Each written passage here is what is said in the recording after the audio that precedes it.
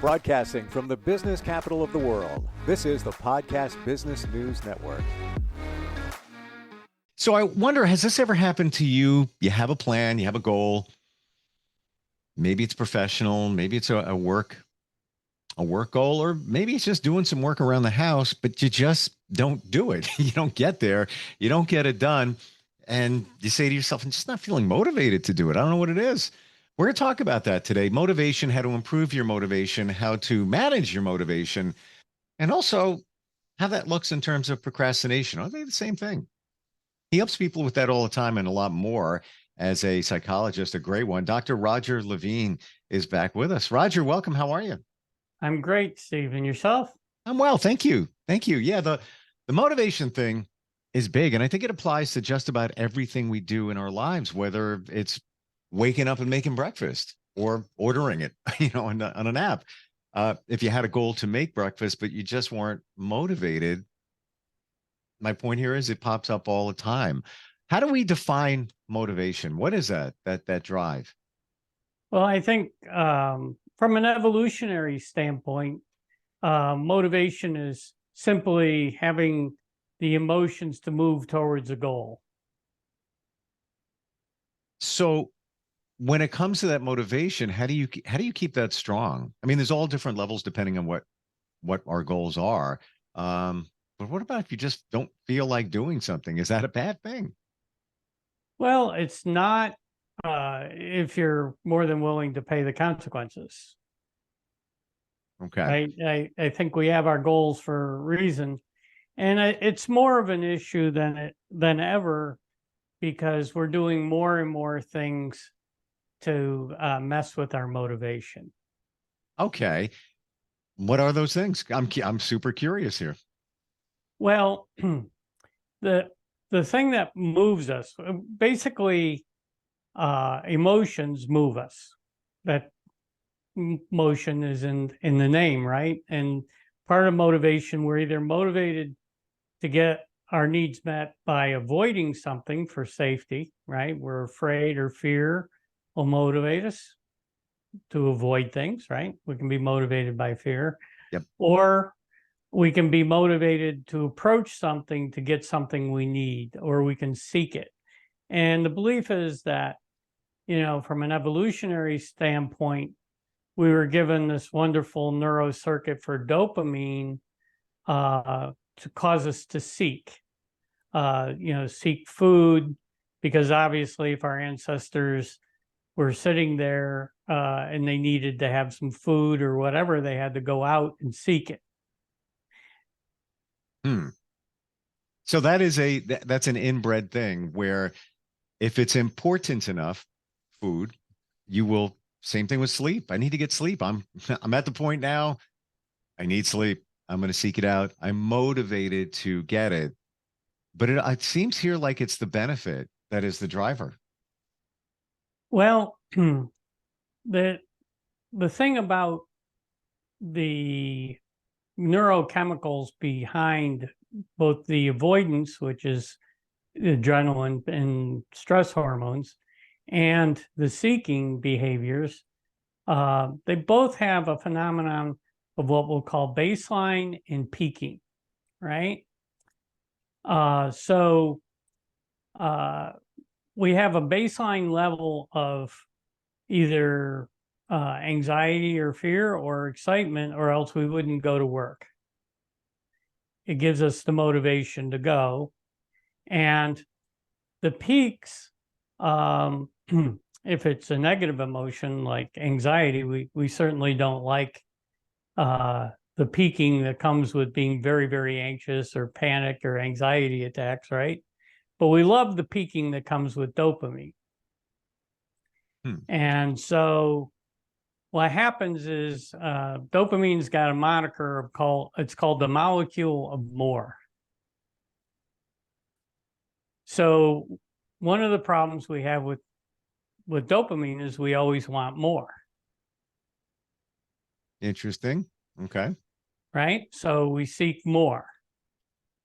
And it's the way the peaking works with reward is we get a little added satisfaction or pleasure when we actually get the reward. So, but there's a funny twist in that because when we get a higher peak of dopamine or enjoyment out of something, we can't get pleasure or satisfaction out of something with less. So for an example, they did a study of kids they took some like 5-year-olds, and they just let them play, and they saw people who just naturally like to draw. Kids that just would gravitate and draw, they found pleasure in it, and that's what they were doing. So what they did is they started rewarding these kids for their drawing by giving them stars, giving them little praise and whatever, right? And then they took the reward away, right? And the kids didn't like drawing as much anymore, didn't do it as much, because it wasn't as rewarding as with the stars. So one of the things that we really have to be careful of is that the reward process can actually undermine our motivation, again, because of the molecule more, and it takes more and more of dopamine to get the same satisfaction. That's why people need, every time that, if they're rewarding themselves for the end of the process instead of the process itself, they'll always need bigger. That's why they need a bigger car, or a bigger house, a bigger challenge, because it's the molecule of more. So how do you identify that and connect that with your motivation? So let's say going to the gym. Now, there is a release of chemicals when you do work out, but that satisfaction also of feeling that, yeah, I did something for myself. I feel better. I don't know what it is. Is that a release of dopamine, even just going to the gym? Yeah. For some people, right? Okay. Again, the circuit for dopamine, it goes through our thinking brain. So it can become a subjective. We can change how rewarding something is by how we think about it, right?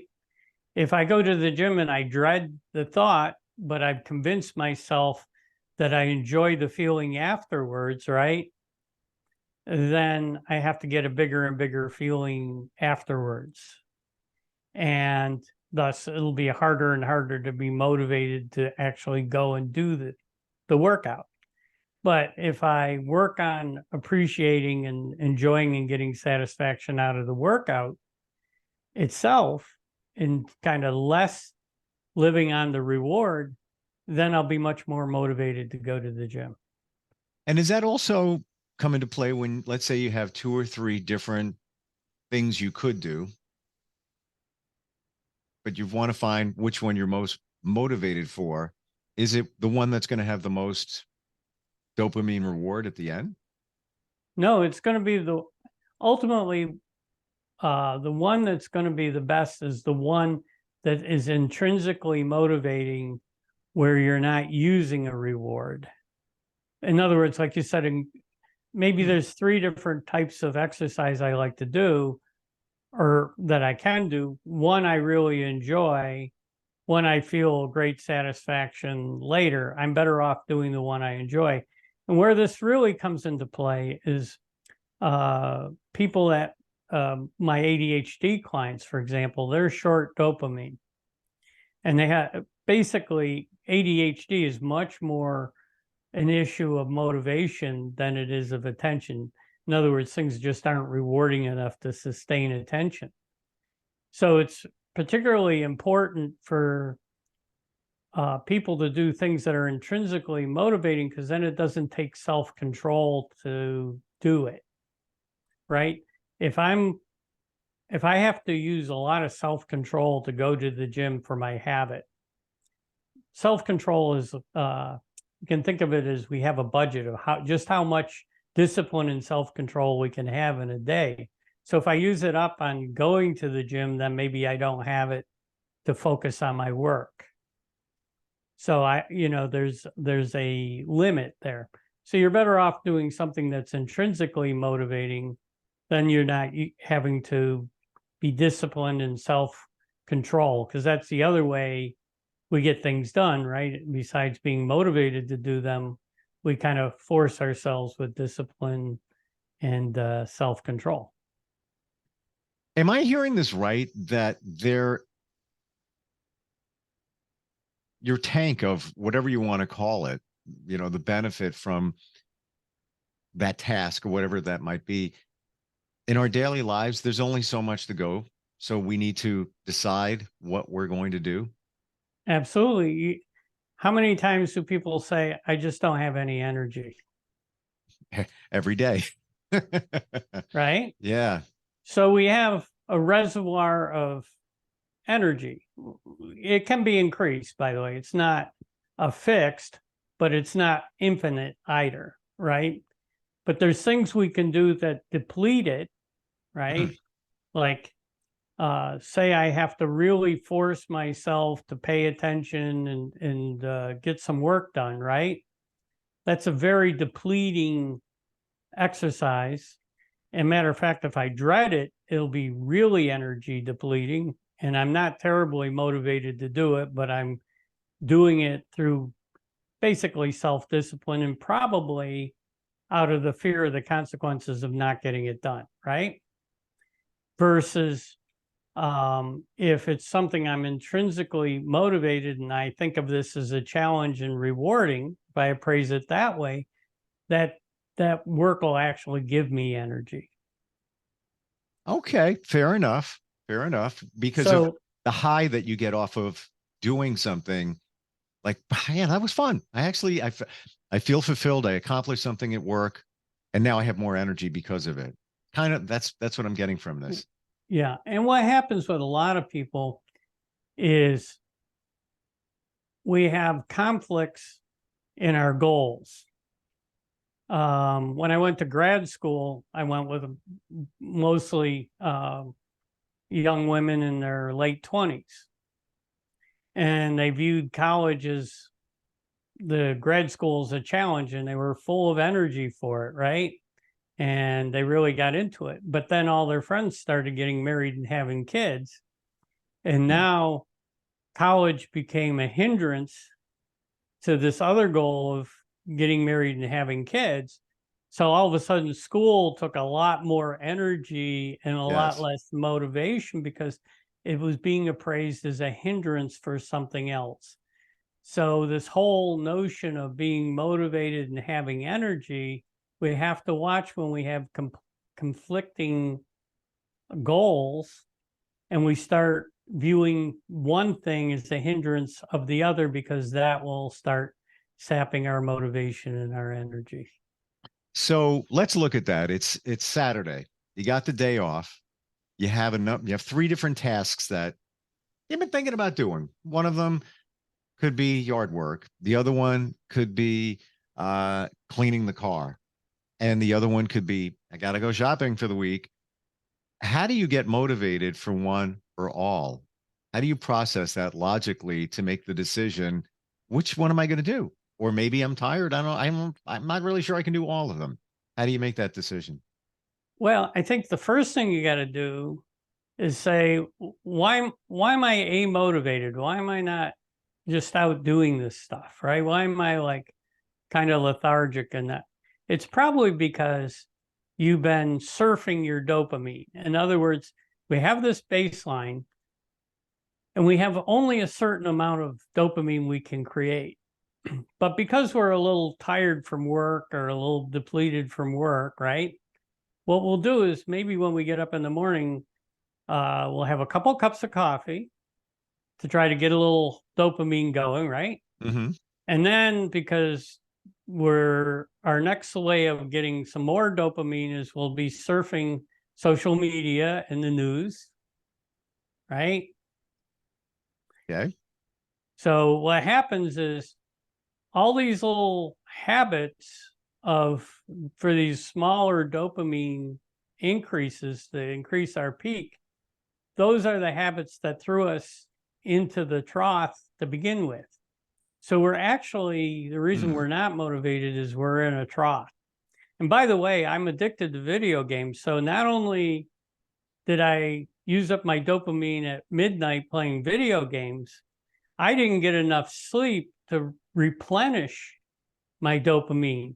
So my whole problem with not feeling like doing some basic chores on Saturday is because I've developed some bad habits of trying to live on the peak of dopamine with all these small little things that I do. Oh, and by the way, I did have quite a bit of food and drink last Friday night too.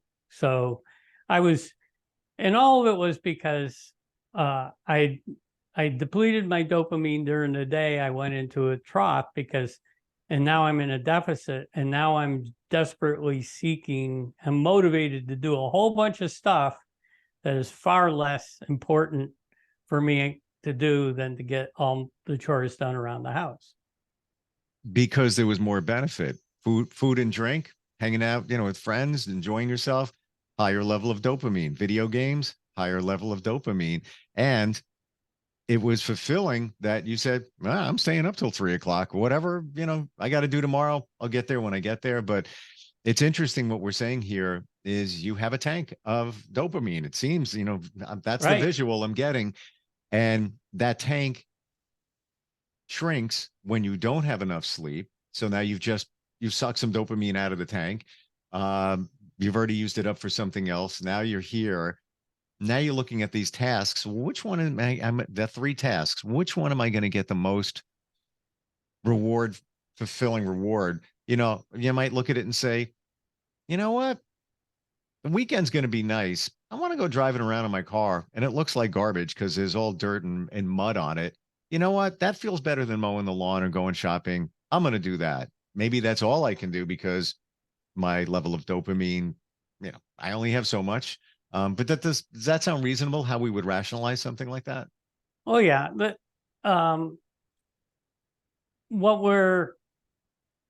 again, the dopamine thing is relative. We're probably going to pick something that we consider less challenging than more challenging.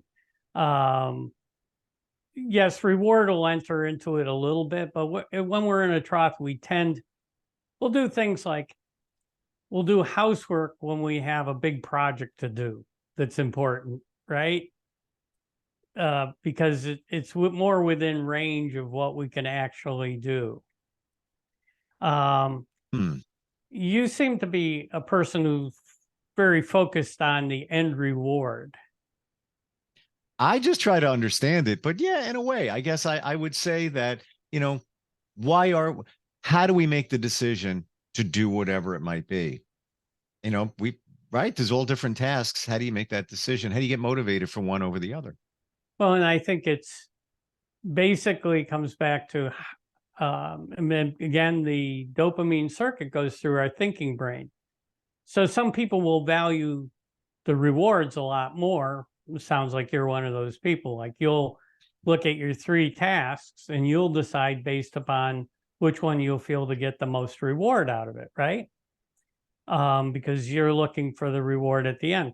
There's other people who make emotionally based decisions and they would just pick the easiest thing to do. I'm not saying I would. I'm not saying I would. They wouldn't even think about it, right? They would just like go for the thing that would be either the easiest or that they would hate the least. I got it there, but maybe we should analyze even that. Why would they pick the easiest task? Because they want to feel good that they accomplished something and that was the easiest one to do. Maybe it's that. Right. Again, the dopamine is we're seeking some dopamine, right? What's the easiest way to get it? And that is a big problem with our society now, is that we get addicted to dopamine that's easy to get and quick to get. And like you said, we got a limited pool. So why aren't we accomplishing more at work? Why don't we have a good, healthy exercise program? Why don't we have a lot of our bigger goals? Is because we've developed a bunch of bad habits to get small, quick dopamine rushes. creating peaks that invariably cause us to be depressed or amotivated at other parts of the day. Is that because we compare? Earlier today, I was feeling great. I was like playing the video games. What a good time. Now it's this part of the day. Nothing much going on. Nothing here that, is going to, I guess, motivate me, excite me. So is it the comparison between the two? Yes, actually, it's like I will enjoy a good salad, right? And then I'll also enjoy a piece of cheesecake afterwards. But if you give me a piece of cheesecake first, that salad's going to be left on the plate. Yeah. Yeah. And it's, funny you should say that, because I try to eat healthier, hooked myself onto salads, would make them every day, take them to work, did it for like 2 or 3 weeks, started getting a little bored. And then I thought, you know what? I'm going to pick up a deli sandwich and try to get as healthy as I can within that. But I wasn't feeling the reward from the salad anymore. I wanted a little bit more. It was almost like a treat. You know what? I've been eating healthy. I need my dopamine fix of that sandwich. I'll eat healthy maybe tomorrow, or day after that. What is the difference between procrastination and motivation? Well, I'll get to that, but I just want to finish one point. Sure. So the problem is, if you compare back to the salad and the sandwich or the cheesecake, right? Which is the healthy way to live. But once we set a new baseline of what it takes to be happy, right? Then it's hard, then we can't go back. So if I get a real rush out of a video game and I get a much less rush out of exercise, which activity am I going to do in my life? Of course. Easy. But then, I have cardiovascular problems and I'm 50, 60 pounds overweight, right? So the question with motivation is recognizing that we can change our set point for what's success acceptable and what feels good. We change it by these peaks. So once we get addicted to the highs of a video game or these other things, that social media or scrolling, we're going to sacrifice things that don't give us as big a rush, even though the reward is totally different. Like there's, no reward really to win my video game other than the immediate dopamine reward, right? So that's the phenomenon we have with being motivated for our bigger goals, is if we use our dopamine for all these other things, these short-seeking stuff, then we're going to sacrifice things that aren't as inherently dopamine providing, right? But are actually more valuable to us. And there's all different reasons, I'm sure. With the video game, you might feel more dopamine because you feel like you're doing something for you, as opposed to, well, I got to go shopping for the family. I got to do, the yard. Not really for me. I'm doing something for me. So I'm getting more of a rush from that, be it the dopamine, playing video games. Yeah, but usually the reward from a lot of this stuff is much more just neurobiological, in terms of the video game gives you a reward because of the tension it creates, and then the release it gives you in the game, more than your thought about, oh, it's for me or whatever, or that there's no stress involved. It's much more primal than you're giving it credit for, right? Got it. Okay. And then on your procrastination question, the whole procrastination thing is either because you got so much stress, you're avoiding it because subconsciously you can't deal with any more stress. So your baseline adrenaline is way up. So you're just avoiding it. Or if you're not stressed, then your dopamine is so depleted, because the problem is when you're in a trough of dopamine, it's just the opposite. It's almost painful, like boredom. You know how boredom is absence of seeking. It's almost like it is a painful, but not like tissue damage painful, but it's a painful place to be. And procrastination is after you've got some real highs. Quite often you procrastinate just because you're now in a dopamine deficit. And that's where, if you are a person who exercises, sleep well, have sex, good nutrition, maybe supplement your dopamine, you won't be a procrastinator because your baseline dopamine will be where it needs to be to just do your basic stuff. Meaning to me that you're in a good place in your life. You've kind of got a good balance of things going on where now you can manage, like you just said. You might not be able to take on that extra task. So you procrastinate because you got no more to give. We have no more to give. We're out of time. Okay. It's fascinating talking about this today. All right. Well, it's always fun. Yeah. Your website is your name. If this resonates with them, if they're finding issues with motivation, and there's layers deeper, I'm sure we didn't even hit upon with all of this and some of the reasons, but the dopamine thing, profound. That makes a lot of sense. Molecule more, right? Yeah, exactly. It's your website is your name, right? Dr. DoctorLavine.com. Always great having you on, Roger. Really appreciate it. Have a great day.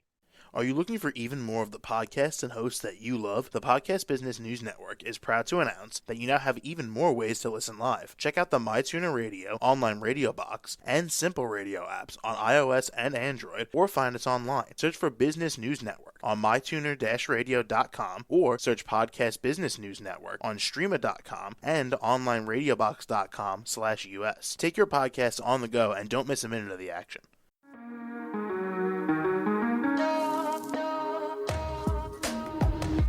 Broadcasting from the business capital of the world, this is the Podcast Business News Network.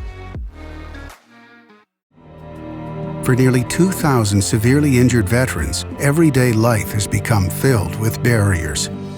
Day-to-day simple tasks can become pretty daunting. I have to carry my chair up 2 flights of steps or have somebody do it for me. What scares me the most is just the falling.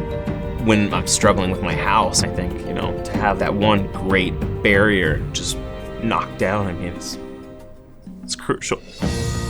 Home for Our Troops is a wonderful nonprofit that builds a mortgage-free, fully adaptive, handicap-accessible house. And there's no catch. It'll be our very first home that we've ever owned. This is a game changer. This is where your life begins again. We need you to join us in completing this important mission. Please visit hfotusa.org and help build homes and rebuild lives. Because of you, everything's going to be okay.